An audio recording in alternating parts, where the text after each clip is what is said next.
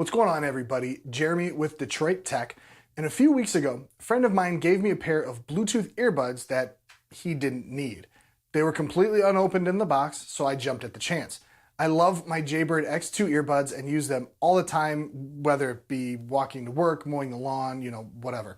But I'm always excited to try out new earbuds/headphones. So will these $35 Beats lookalikes replace my X2s?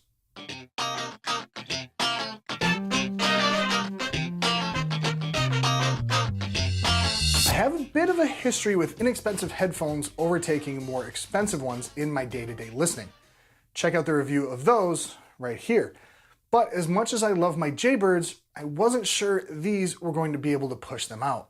The unboxing was actually pretty good. Lots of stuff in here. A car charger, a cool cable with this lightning micro USB adapter on it, and the headphones were nestled in really nice carrying case, along with multiple tips, for fit in the ear. Not bad so far. Looking at these earbuds, they are almost an exact copy of the Beats Power Beats. They're a bit big, which is fine. They have these ear hooks, which I actually really like. They provide lots of stability and help me feel like the earbuds aren't going anywhere. But they're still pretty soft and flexible, so it's pretty easy to get a nice fit. It took me a minute to actually figure out how to turn them on, mostly because I didn't read the directions. Push the button on the side, and it shows up in my phone's Bluetooth menu, and they're connected. Pretty simple, really.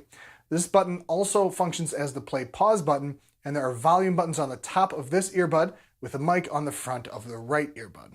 They're pretty comfortable, if a little bit ridiculous looking. It's a nice, secure fit, and even though the ear hooks seem to be pretty flimsy, they feel nice and secure in the ear and, again, don't feel like they're going to slip out or go anywhere. These are IPX7 rated for water resistance, so you won't need to worry about sweating on them during your workout, and in theory, you could even take these for a swim and be fine. This would have required me to be out in the sun, however, so I did not test this. But if you want us to do a video about the different IPX ratings and what they mean, go ahead and leave a comment down below. The microphone actually works pretty decently. It's not great, but it's definitely serviceable. It's pretty good at rejecting outside noise. So the earbuds were only about, maybe about 3 feet away from a box fan. My wife didn't hear anything on the other end. They reproduce the person's voice exactly how you'd expect after listening to some music on them, which we'll get into in just a second. I had my wife wear these as well, so I could hear how the microphone sounded. It came across a bit soft.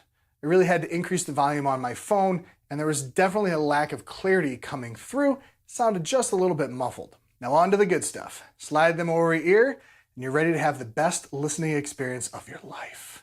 Except, not really. Looking over my notes from my listening session, the first thing I wrote down was low mids are muddy. 200 to 300 hertz is undefined. This was on the Black Crowes She Talks to Angels, which is anything but boomy on the low end. Over and over, I kept running across this comment.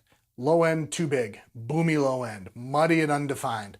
Low end overpowers the vocals in the verse. My favorite Foo Fighters songs became actually unenjoyable. The snare that I always loved so much becomes kind of flabby and really kind of disappears in the song. The reverb they always use on Diana Krall's albums, I couldn't even really hear it. The high end just doesn't seem to really be there. It's like the drivers in these earbuds just kind of stop at the 5K. I wanted to test the battery life, but honestly, I didn't want to subject my ears to that for so long. The thing is, I don't want to have to use my phone's EQ to make headphones sound better. I don't mind enhancing the sound a bit, but if they don't sound good with a flat EQ, they just won't sound good. So ultimately, I will say these are nowhere near replacing my Jaybird X2s. I don't even think I'll be able to give them to my wife. Since we've been married, her taste in headphones has really only gone up. But what I can say about the Senso Activbuds S-250 is this: don't buy them. They'll seem like a great deal at $35 or so, but I won't even suggest buying these if you're still using the bundled earbuds that came with your phone. Find something else to buy. Find a $35 pair of wired earbuds. If you desperately want Bluetooth earbuds, save up a little. Find a deal on the Jaybird X2. At this point, they're a generation or two old, but still being sold, so you can find a pretty decent deal. I got mine for $90 on Prime Day a year ago. Just save up a month or two more. Please, your ears will thank me.